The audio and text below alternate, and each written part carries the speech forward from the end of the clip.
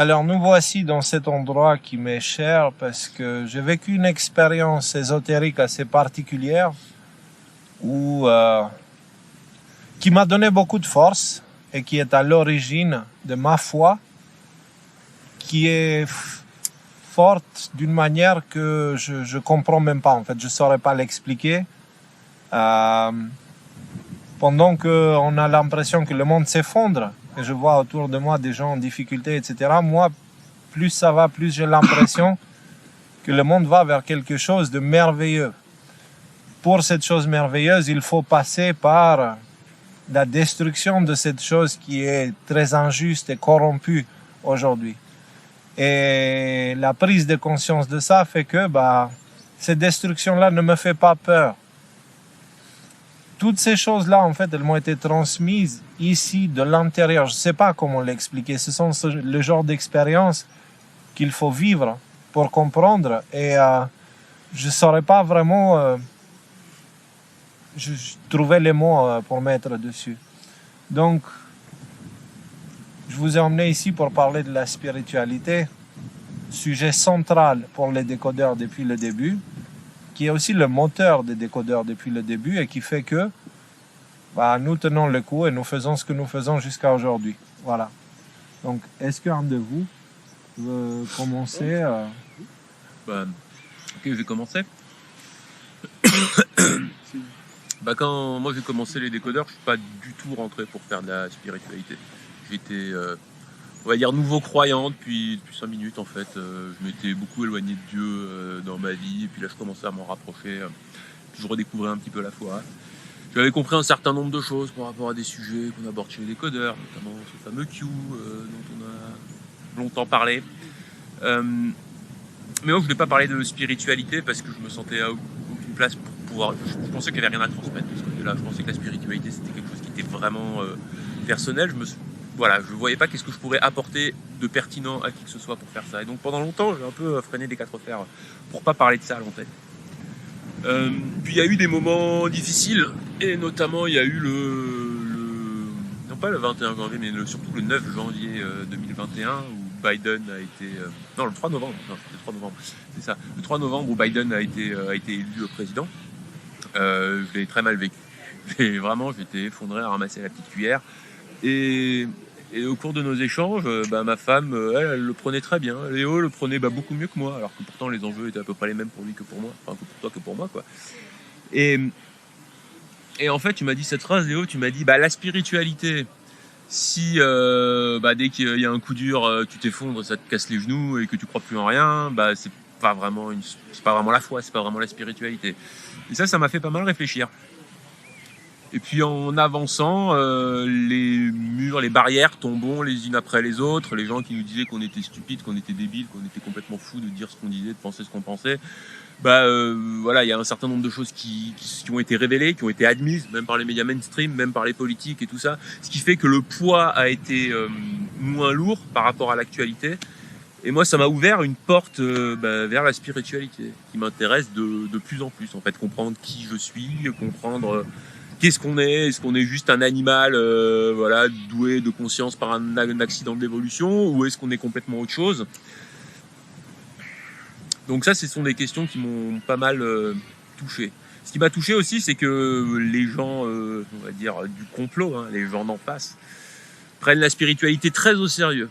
Et ils ont un succès matériel très très grand. Donc pour moi, ça c'était deux éléments qui me disaient, ok, ces gens-là, ils ont compris tout ce qu'il y avait à comprendre. Et du coup, le corollaire de ça, c'était de me dire, mais donc ces gens-là, eux, croient en la spiritualité, ils y accordent beaucoup d'importance, ils réussissent, et font tout ce qu'ils peuvent, par le biais des médias, par le biais de l'entertainment, du divertissement, pour nous faire croire que la spiritualité, c'est un sujet débile, que c'est stupide, que c'est pour les faibles d'esprit, que c'est pour les crétins, en fait, quoi. Et donc, sur cette base-là, je me suis dit, tiens, il y a quelque chose à comprendre. Et depuis, je freine moins, d'ailleurs, même j'y suis allé de plus en plus en avant. Et maintenant, aujourd'hui, c'est vrai que ce qu'on fait avec Y-File m'intéresse beaucoup plus que ce qu'on fait avec les décodeurs. Donc, alors qu'à la base, alors que pas Monsieur du tout. BFM du complot. Exactement. Ouais. Nico, t'en penses quoi, toi? T'as des choses à dire ou je peux te poser une question précise? Pose-moi la question précise. Qu'est-ce que le mot spiritualité pour toi, en fait? Et du coup, la place que ça prend chez les décodeurs. Pour moi, le mot spiritualité, c'est de savoir à quoi... C'est vraiment savoir à quoi on sert dans l'univers. Quel est notre rôle. J'ai une conviction profonde qu'il n'y a pas une chose qui est inutile dans la création, dans tout ce qui existe. Et d'ailleurs, c'est ce à quoi j'ai beaucoup réfléchi. J'ai dit, à quoi sert l'humanité? Voilà. Qu'est-ce qu'elle a de si particulier? Et quel est son but? Après, est-ce que j'ai réussi à y répondre à moi-même complètement? Je pense pas. Je pense aujourd'hui que l'essentiel, c'est de voir l'univers, le penser en fait. Lui donner en fait existence à travers notre regard. L'avantage aussi avec nous tous, c'est que nous avons énormément de regards sur le monde. Et donc du coup, quelque part, en fait, on le crée de la façon dont on le regarde. À savoir, si on veut voir le monde comme étant un endroit où les humains ils sont bons les uns envers les autres, bah, nos actions elles vont s'aligner avec cette vision-là. Si on veut voir le monde comme étant un endroit où les êtres humains sont des prédateurs les uns des autres, bah, on va créer un monde comme ça. Ce que tu décris, c'est très juste, mais concrètement, le mot, si tu pouvais résumer en 2 phrases maximum, qu'est-ce que c'est la spiritualité? Quels sont les mots que tu placerais dessus? La spiritualité, c'est la façon dont on aborde le monde, dont on perçoit le monde et dont on l'aborde, c'est-à-dire la façon dont on le prend et on interagit avec lui. C'est ça la spiritualité. Et c'est pour ça qu'il y en a autant. D'accord.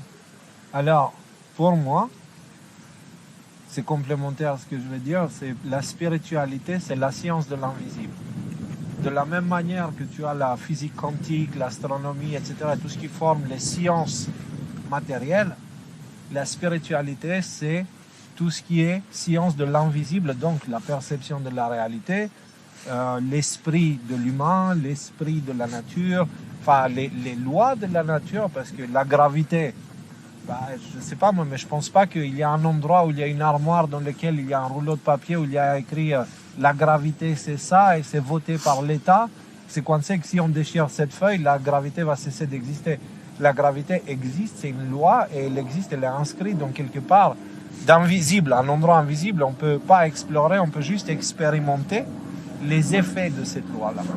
Et donc l'étude de tout ce qui est invisible, y compris notre perception de tout ça, c'est la spiritualité, parce que je suis passé avec les décodeurs par plusieurs étapes. Au tout début, je parlais de Dieu en parlant de l'univers. Et puis un jour, quelqu'un m'a dit, mais c'est comme si tu voulais parler d'un individu et tu parlais du cadeau qu'il t'a offert. Tu vois, l'univers, c'est le cadeau. D'accord? Mais n'ignore pas celui qui t'a donné ce cadeau-là. Du coup, ça m'a fait beaucoup réfléchir. Parce que c'est justement ça. Il y a tout cet aspect invisible qu'on ne prend pas en compte. Les émotions. Est-ce qu'elles font partie de l'univers? Non. Oui, non, oui. Bah oui, elles font partie. On les voit. Le monde entier fonctionne basé sur les émotions. Et ensuite, j'ai commencé à parler de Dieu, mais version chrétienne. Parce que moi, c'est le Christ qui m'a emmené dans la spiritualité. Alors, c'est un chemin personnel que je ne peux pas trop décrire. Mais parler de Christ, j'ai remarqué que, tout de suite, je reçois l'étiquette du chrétien. Et par chrétien, on me met sur le dos tout le dogme qui vient avec. Et ce dogme-là divise. Donc, comme moi, je parlais de spiritualité, les gens n'écoutaient plus ce que je disais, mais ils leur répondaient à ce qu'ils pensaient que je dis à travers ce qu'ils pensent que c'est le christianisme. Et du coup, je me dis, ça, c'est pas une bonne idée. Il y a eu toute cette période avec Raphaël où on s'est vraiment on s'est fixé sur la Bible, Bible ci, Bible ça. Bien sûr que la Bible contient des choses. Le truc, c'est que si on ignore après ce qu'on voit avec nos yeux, on se base sur les interprétations de X ou Y sur ce qui est écrit dans la Bible, qui reste quand même assez mystérieux. Tu vois, quand il y a écrit par exemple, quand tu fais l'aumône, que ta main gauche ne sache pas ce que fait ta main droite. Pardon, ça veut dire quoi ça? Quand ça parle de Melchizedek, tu vois, dans les Hébreux. D'accord, qui est Melchizedek? J'en sais rien. Ah bon? Mais il semblerait que le Christ est le sacrificateur de Melchizedek. Genre, c'est le personnage hyper important. Et tu sais pas qui il est? Ah bon? Et Enoch. Enoch, c'est le préféré de Dieu. C'est écrit dans la Bible. Qui est Enoch? Ah oui, mais il ne faut pas écouter Enoch, c'est pas bien. Ah bon, mais il est le préféré de Dieu. Et donc là, j'ai remarqué qu'il y a les interprétations personnelles qui limitaient. Et moi, mon raisonnement à moi, il me disait, non, cherche à savoir qui est Melchizedek. Cherche à savoir qui est Enoch. Et là, je lis les écrits d'Enoch, et là, je fais, wow. Mais en fait, la Bible, c'est une partie de ces écrits historiques qui décrivent l'évolution de la spiritualité de l'humanité depuis très, très longtemps. Donc, j'ai commencé à m'ouvrir à autre chose, et j'ai commencé à, tout en gardant le Christ, c'est-à-dire ma manière de percevoir le Christ, ce qu'il est, et ce que ça représente, cette croix, tu vois, j'ai commencé à m'ouvrir sur, en fait, en réalité, le Christ combattait quoi? Les religions, en fait. Le Christ, il traitait les pharisiens de prostituées. Il combattait tout ce qui est idéologie. Et en fait, il voulait qu'on s'unisse derrière quelque chose de concret dont on va aborder tout à l'heure. Et du coup, j'ai arrêté de parler et d'utiliser un petit peu cette vision des chrétiens dans laquelle on m'a mis dedans. Tu vois, on m'a forcé dedans. Parce que peu importe ce que je disais, du moment où tu parles du Christ et chrétien, c'est fini. Tu es dans un groupe divisé du reste du groupe, tu vois. Alors que moi, c'est pas ça que je cherche, en fait. Moi, c'est pas ça qui m'a emmené près du Christ. Ce qui m'a emmené près du Christ, c'est l'amour de certaines personnes autour de moi qui ont pris le temps de discuter avec moi et de mettre le doigt sur les incohérences personnelles. Cette incohérence de la foi que je t'ai dit. Si ta foi, au moment où tout va bien, elle est forte, et au moment où tout va mal, t'as peur, c'est que t'as pas la foi. Tu vois? Et du coup, j'étais là, je dis, oui, c'est logique en fait. Tu vois? Mais il faut qu'il y ait quelqu'un qui te mette le doigt dessus. Et du coup, j'ai commencé à m'évoluer, à ouvrir vers autre chose. Et au final, la conclusion à laquelle je suis arrivé aujourd'hui, c'est que quand on parle de spiritualité, on parle de ces choses, de la science de l'invisible. Cette science qui décrit qu'est-ce que la vie, quelle est notre position là-dedans, quel est notre rôle, qu'est-ce qu'on vient foutre ici sur Terre, tu vois. Parce qu'il y a une chose qui est certaine, c'est qu'on n'est pas venu ici pour faire des guerres. On n'est pas venu ici pour s'insulter les uns les autres. On n'est pas venu ici pour se taper dessus. On n'est pas venu ici pour mettre au boulot dodo 24-24 tout le temps. On n'est pas venu ici pour avoir une vie où concrètement, quand tu es jeune, on te met dans une école et on te dit qu'il faut que tu travailles dur à l'école pour qu'ensuite tu puisses avoir un bon travail dans lequel il faut que tu travailles dur pour qu'ensuite avoir une bonne retraite. Mais le truc, c'est que tu arrives à la retraite, tu vois, c'est concrètement, tu as bien appris à utiliser une pioche. Est-ce qu'on n'est pas venu ici, au final, pour découvrir ce pourquoi on est venu ici? Non, je pense pas. Je pense pas. Personnellement, ça nous est pas donné, ça nous est pas donné comme ça. Je pense que ça nous était donné et que pour des raisons qui sont un peu difficiles à aborder là vite fait, l'humanité a chuté. On est redevenu des animaux. L'évolution nous a emmenés à un état où on était des êtres spirituels, tu vois. Et à cause des choix de certains, et par aussi, tu sais, la personne qui est dans l'amour, elle ne va pas sortir une épée pour tuer l'autre, tu vois. Et elle ne va pas avoir une arme. Donc le méchant qui va avoir l'arme, il va avoir l'avantage, tu vois. Abel et Cain. Tu vois, Cain a tué Abel. Abel, il n'a pas fait du kung-fu, je ne sais pas quoi, pour se protéger, tu vois. Donc c'est un petit peu l'histoire de l'humanité. C'est la jalousie dans le passé. Certains sont tombés dedans, ils ont commencé à commettre des atrocités qui ont lancé une conséquence causale qui a fait chuter l'humanité dans un état animal. Mais un état animal tout en gardant les capacités intellectuelles humaines, tu vois, qui étaient évoluées. Du coup, on finit avec un monde où on est des animaux qui jouent avec des jeux nucléaires, tu vois. Donc je ne pense pas, là, notre but c'est de retrouver ce qu'on est. Qu'est-ce qu'on vient faire ici? Mais c'est pas ça la raison pour laquelle l'humain existe. L'humain, pour moi, ce que j'ai compris, c'est que la vie existe pour être vécue. Le problème, c'est qu'on a créé un monde où on passe notre temps à essayer de survivre. Tu vois, la survie est devenue une priorité. Mais ça ne devrait pas être une priorité. C'est une condition artificielle. Oui. Cette survie-là. Si tu te focalises dessus, en fait, juste tu passes à côté de ta vie. Tu vois, et pour finir l'exemple que je donnais tout à l'heure, concrètement, quand tu es enfant, on t'apprend à utiliser une pioche. Quand tu entres dans la vie active, on te dit utilise cette pioche pour creuser un trou. Et quand tu es à la retraite, on te dit saute dedans et attends que quelqu'un te couvre. C'est ça la vie aujourd'hui. Tu vois. Et il y a des phénomènes que je trouve, moi, ils me choquent. Moi, je viens d'Albanie. En Albanie, les maisons de retraite, ça n'existait pas. Tu vois, et pour moi, la maison de retraite, c'est quelque chose, je sais que beaucoup seront choqués avec ce que je vais dire, mais c'est ce qu'il y a de plus inhumain. Nos anciens, on les prend et on les met à la casse, quoi. C'est la casse. Mais mets-toi dans l'état psychologique d'une personne on va lui dire, vas-y, on va t'emmener en maison de retraite et être entouré de gens que tu sais qu'ils vivent leur dernier temps, et toi, psychologiquement, automatiquement, tu vas te mettre dans cette spirale qui va t'entraîner à ta mort, en fait. Sans compter, bien sûr, des conditions de travail, des personnes qui travaillent dedans, qui font que parfois, il manque de patience et tout. Je veux dire, toutes ces choses-là, on a construit une société qui est basée sur l'ignorance de la nature humaine. Et du coup, on a fini par construire une société qui est surtout une société, une civilisation qui est totalement déconnectée de l'humain et fait des choses inhumaines. Et la conclusion de ça, c'est qu'on arrive à un monde où aujourd'hui on parle de personnes à pénis et de personnes à utérus, au lieu de dire un homme et une femme.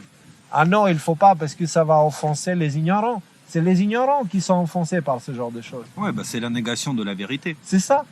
L'universel, la vérité universelle, c'est ce que tu te ressens est une chose, tes émotions est une chose. La réalité universelle fait que dans 100 000 ans, 100 000 ans j'exagère, mais dans 1000 ans, si on trouve les ossements de ton corps, peu importe à quoi tu t'identifies, il y a des choses génétiques qui sont toi qui font que tu seras identifié comme homme ou femme. Il n'y a pas dans l'histoire, tu sais, Lucie, le premier humain sans je sais pas quoi, là, on n'a pas dit c'est un transgenre, tu vois. Ou que c'est un biofluide, je sais pas quoi, comme on appelle ces choses-là, tu vois. Donc, toutes ces choses-là montrent à quel point on a absolument besoin de quelque chose de concret. Et du coup, nous devons absolument analyser et étudier l'invisible pour comprendre notre position dans tout ça, comprendre qu'est-ce que c'est que tout ça. Et du coup, c'est ça l'évolution de la spiritualité des décodeurs. J'ai compris aussi que c'est central, extrêmement important, que la spiritualité ne doit surtout pas diviser. Et la spiritualité ne doit surtout pas imposer. Pourquoi? Parce que dans ma vie, on m'a forcé la religion. En Albanie, pas, parce qu'en Albanie, il n'y avait pas de religion, c'était la dictature et c'était interdit. Mais quand j'ai vécu un moment en Grèce, là-bas, tout de suite, l'orthodoxie et tout. Et la seule chose que je voyais, c'est une hypocrisie pure. C'est-à-dire, d'un côté, on te dit libre arbitre, et de l'autre côté, on va baptiser l'enfant, le bébé. Mais, pardon, mais même à l'époque du Christ, c'est pas les bébés qui ont baptisé. Pourquoi? Parce que c'est un rituel d'initiation de quelque chose. Le Christ, il y est allé à l'âge de 30 ans. 30, ouais. Après, la spiritualité, on aborde aussi cet aspect chez les décodeurs, ne se limite pas que à l'humain, mais aussi on va dire aux forces de l'univers qui des fois contrôlent un petit peu les humains, comme on pourrait voir ça comme des marionnettes ou des choses comme ça, pour certaines d'entre elles. Et comprendre qu'en fait, il ne s'agit pas d'un combat, on va dire, des patriotes contre l'État profond ou des choses comme ça, mais bel et bien qu'il y a des entités spirituelles extrêmement puissantes qui sont là derrière, et prendre conscience de l'existence de ces entités permet d'appréhender le monde sur une manière qui parfois est beaucoup plus humaine, justement. Quand tu dis que le problème de la personne qui te gonfle en face de toi et qui ne veut pas comprendre, c'est pas elle le problème, c'est peut-être justement les fils qu'elle a et le fait qu'elle soit jouée comme une marionnette. Et ça permet d'apaiser, ça permet faire preuve de compassion vis-à-vis de l'autre, de compréhension. Et je pense que ça a son importance aussi. Il y a cette anti-spiritualité du monde moderne occidental qui réside dans le fait d'avoir créé des faux besoins pour les humains, qui sont devenus des addictions carrément. Et ces addictions, en fait, à force de poursuivre la volonté de les assouvir, on oublie tout le reste. Je n'ai même pas besoin de prendre le cas de quelqu'un, par exemple, qui est un junkie, un drogué. Ouais. Il perd complètement son humanité. Mais ça, c'est qu'une chose. La poursuite effrénée de l'argent, ça va dans le même sens. La poursuite effrénée, par exemple, de la nourriture, de manger, c'est une chose. Du sexe, c'est aussi la même chose. La notoriété, le regardez-moi. Aujourd'hui, ces choses-là, l'égocentrisme, je ne sais pas comment on peut appeler ça. Le narcissisme est encouragé aujourd'hui à travers les médias sociaux et toutes ces plateformes et tout ça. Donc, toutes ces choses-là font que la solution dans ce problème-là ne peut être que spirituelle pour une simple et bonne raison, c'est que c'est dans la spiritualité où on va pouvoir trouver les réponses, dans la science de l'invisible, qu'on va pouvoir trouver les réponses aux véritables problèmes de l'humanité qui sont « nous ne savons pas ce que nous sommes ». Nous ne savons pas ce que nous foutons ici. Nous ne savons pas comment fonctionne l'invisible, les influences de différents esprits qui sont bien réels. Par exemple, quand quelqu'un est en colère, et ben à ce moment-là, quand il va parler, souvent il va dire quelque chose qu'il va regretter par la suite. Ça veut dire quoi? Ça veut dire qu'à ce moment-là, l'esprit de la colère, donc l'esprit, c'est pas une entité avec un corps, avec des cornes ou je sais pas quoi. C'est un esprit, c'est un principe, c'est un archétype, c'est quelque chose, c'est une énergie. Et cette énergie de la colère va entrer dedans et va pousser l'humain vers l'erreur. La colère, elle est destructrice, ok? Et donc, à ce moment-là, il s'est fait posséder par l'esprit de la colère. Il a dit quelque chose de trop, qu'ensuite, quand il redevient lui-même, il doit réfléchir à « Merde, j'ai dit ça, du coup, je dois demander pardon. » Et d'ailleurs, qu'est-ce qu'il dit? Je n'étais pas moi-même. Voilà, exactement. Et donc, on doit absolument comprendre ces choses-là parce que parfois, on assume, nous, la responsabilité des actes commis lors d'une possession par des esprits comme la colère, comme la peur, comme la haine. Toutes ces choses-là, nous devons comprendre que ce sont des esprits qui entrent en nous et que si nous connaissons les mécanismes de comment ils fonctionnent, nous pouvons annuler les effets secondaires de cela. Par exemple, moi, ce que la spiritualité m'a appris, quand je suis en colère, je m'éloigne. Je m'éloigne et je ne parle pas beaucoup. Je limite mes mots au maximum. Je limite mes interactions avec les autres au maximum et je reste loin des choses qui peuvent aggraver ma colère. Et donc, à ce moment-là, qu'est-ce que je fais? La colère, je ne peux pas l'empêcher de venir en moi. Par contre, ce que je peux faire, c'est la bloquer, à ne pas la laisser s'exprimer à travers moi. Mais pour comprendre ces choses-là, excuse-moi, mais ce n'est pas dans la physique quantique que tu vas comprendre ces choses-là. Ce n'est pas dans l'astronomie que tu vas comprendre ces choses-là. Et ce n'est pas dans la psychologie non plus, parce que la psychologie, finalement, si on regarde aujourd'hui, ce que c'est devenu, c'est une machine à créer des justifications pour excuser des attitudes inexcusables, en fait. Et du coup, encourager la faiblesse. Et surtout, maintenir les individus dans l'ignorance. Parce que la psychologie, elle ne t'explique pas ce qui est l'humain. Elle ne t'explique pas ce qu'on fait là. Alors qu'à la base, c'est censé être la parole de la psyché. Psyché, en grec, c'est l'âme. Donc concrètement, la psychologie, c'est une spiritualité, une forme de spiritualité aussi, mais qui ne va pas chercher plus loin. D'accord? Moi, il y a un truc que j'aime bien dans ta définition de science de l'invisible, c'est que ça s'oppose à la croyance, en fait. Et moi, il y a beaucoup de choses. Je veux dire, il y a une coloration chrétienne peut-être au début des décodeurs. Moi, là où ça m'emmène, en tout cas, essayer de comprendre un petit peu tout ça, à travers certains textes ou quoi. Je sais qu'il y a une partie intuitive, intérieure, avec laquelle moi j'ai du mal à me connecter. Moi, en ce moment, c'est vrai que voilà, les textes, c'est plus à m'apporter que cette partie intuitive qui est encore un peu bloquée chez moi. Mais en tout cas, je me rends compte que, j'ai déjà dit plusieurs fois, ça raconte pratiquement toujours la même chose. Un certain nombre de détails près qu'il faut peut-être discuter, essayer de comprendre et qui peuvent être troublants parfois, mais 95% du sujet, c'est le même. Et si jamais les hindous, ils pensent pareil que les arabes, qui pensent pareil que les inuits, qui pensent pareil que les occidentaux sur ces sujets-là, ça veut dire qu'il y a une vérité sous-jacente derrière, qui a été comprise par certaines personnes, on ne sait pas comment, ça c'est un autre sujet, c'est un autre débat. Mais en tout cas, ah non, moi je crois ça, donc ça c'est ma vérité, donc c'est comme ça, c'est pas autrement. Et toi tu crois autre chose, et du coup, qu'est-ce qu'on va faire? On va se taper sur la gueule, et ça donne un peu toutes les catastrophes qu'on a fait au nom de Dieu, en fait. Hein. C'est ça. Et c'est ça justement le danger de confondre spiritualité et croyance. C'est la spiritualité, au tout début, quand je le faisais, j'étais complètement dans les croyances, tu vois. Avec le temps, ça a évolué vers autre chose, mais ça restait toujours des croyances. Et il y avait toujours ce truc-là. Mais Léo, t'es chrétien et c'est au nom de ton Dieu qu'il y a eu les pires crimes qui ont été commis. Je dis, pardon, mais ce n'est pas mon Dieu. On ne parle pas de la même chose. Mais si, parce que tu es chrétien, et puis les chrétiens, ils croient ça, et du coup, ceux-là, ils ont fait les croisades. Et je dis, non, pardon, je ne parle pas de la même chose. Tu ne peux pas me mettre sur mon dos à moi et sur le dos de mon Dieu des crimes commis par des humains au nom de Dieu. Tu vois? Ce n'est pas comme ça que ça marche. C'est eux, ils avaient des croyances bizarres. Mais en disant ça, j'ai remarqué que moi aussi, j'étais dans les croyances. Je n'étais pas dans la science et je ne cherchais pas à comprendre.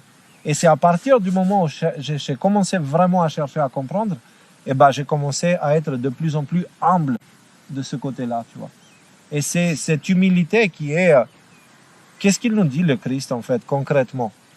Concrètement, il nous dit, soyez humble. aimez-vous les uns les autres. Et qu'est-ce que ça veut dire, cette croix-là, en fait? Moi, c'est super important, c'est Jordan Peterson qui m'a ouvert les yeux sur le sujet.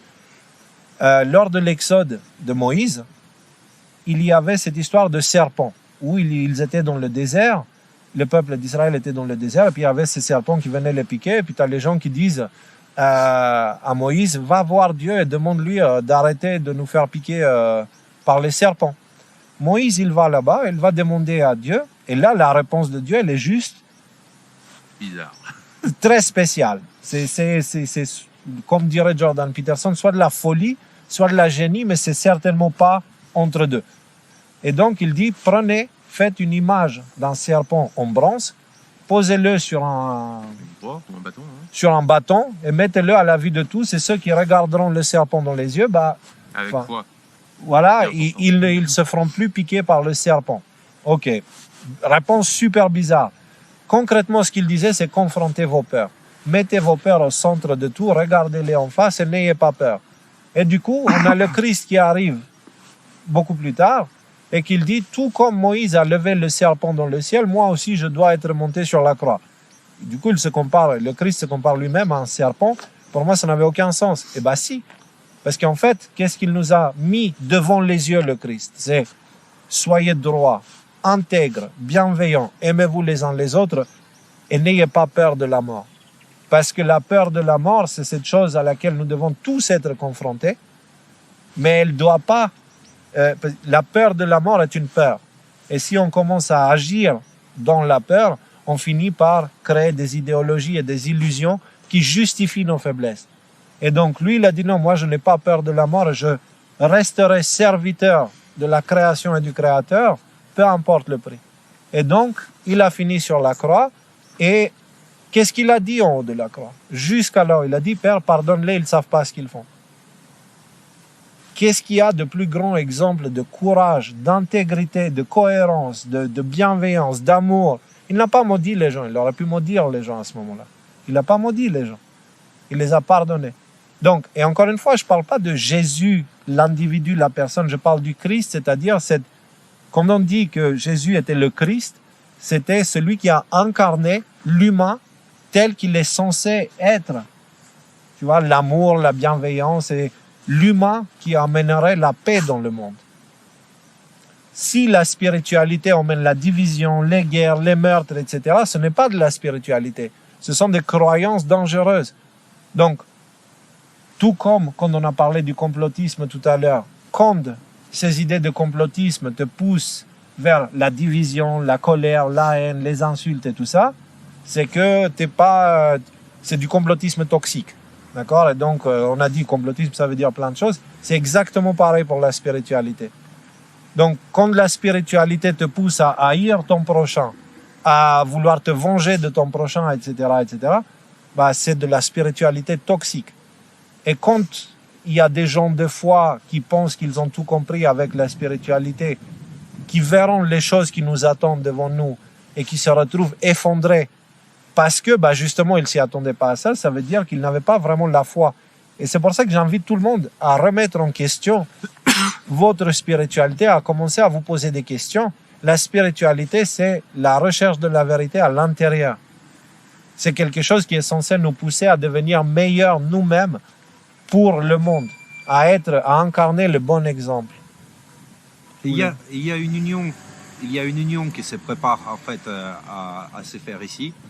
C'est entre le monde matériel et l'étude du monde matériel, tu sais, et la science spirituelle, celle qu'on considère comme étant cachée ou cachée de l'œil.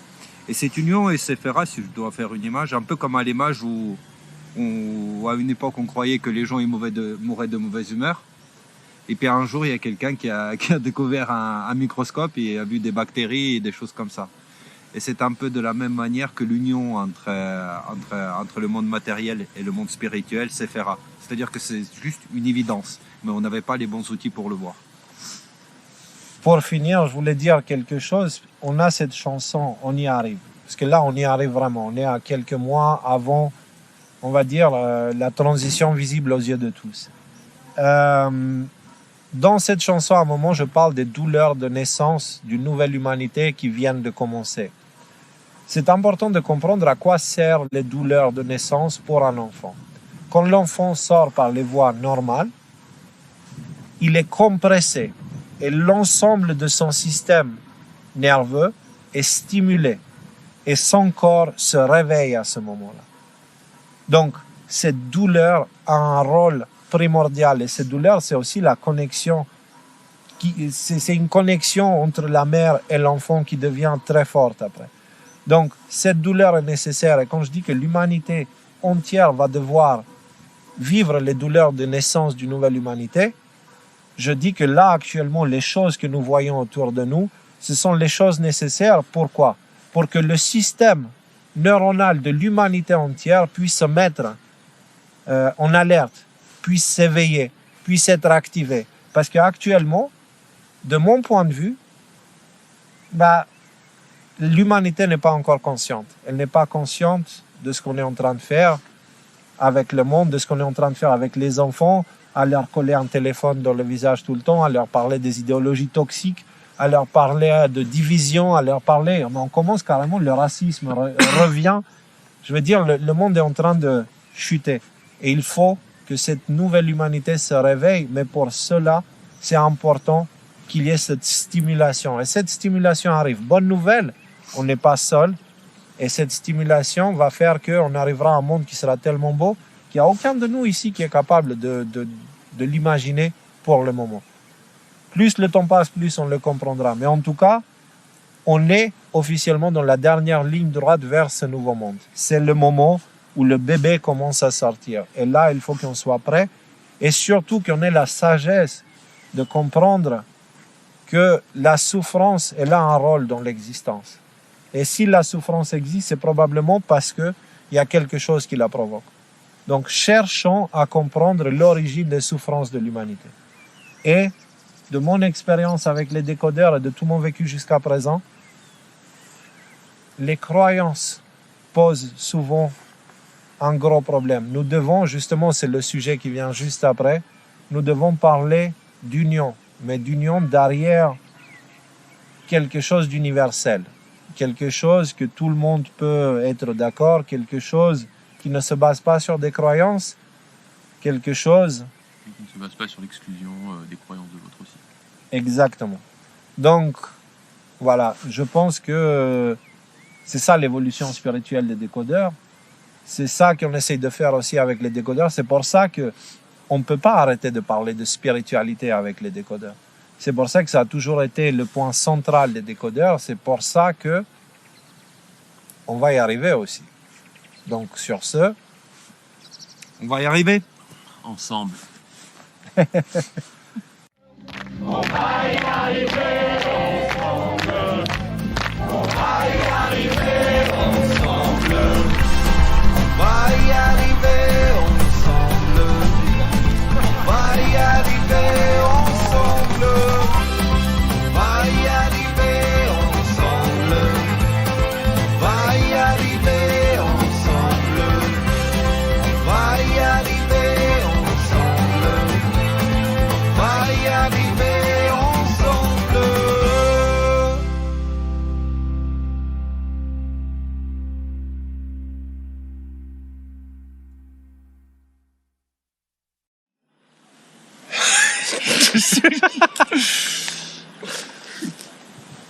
Non, on bouge pas parce qu'on a peur de mourir aussi.